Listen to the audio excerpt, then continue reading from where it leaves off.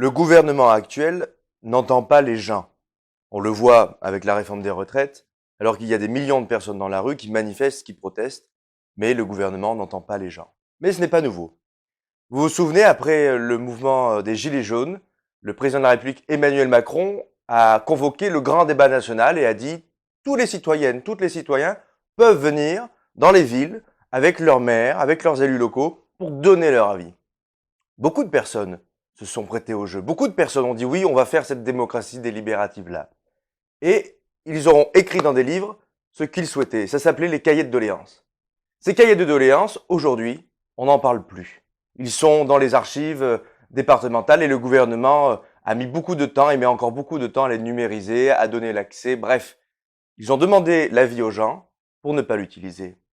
Je suis membre et président d'une association qui s'intitule Rendez les doléances. Notre objectif est de faire en sorte de déterrer ces doléances-là parce que nous considérons que c'est la parole du peuple et que tout citoyen dans notre République, aussi imparfaite soit-elle comme notre démocratie, doit être entendu et lorsqu'il est convoqué, doit avoir une suite dans ses propos. Nous avons donc pour objectif de récolter ces doléances-là pour voir qu'est-ce qu'ont dit nos citoyens durant cet épisode des Gilets jaunes. Et notre association s'inscrit dans une démarche bien plus large qui est d'essayer de faire revivre notre démocratie, puisque notre démocratie est non effective aujourd'hui.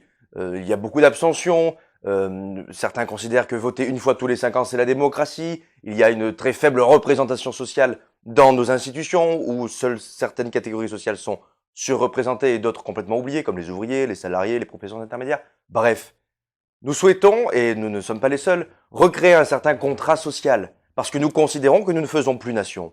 Nous considérons que les gens ne vivent plus ensemble, mais vivent plutôt les uns face aux autres, où il y a des ghettos de riches, où il y a des ghettos de pauvres, où il y a des personnes qui, selon leur ethnie, vivent ensemble. Bref, nous avons un gros travail à faire, et Rendez les doléances a pour objectif de participer à refaire nation, à recréer un contrat social, à faire vraiment en sorte que nous vivions enfin ensemble, parce que si nous ne vivons pas ensemble, eh bien à un moment donné, ça va craquer terriblement. Et ce qu'il se passe avec cette réforme des retraites le montre.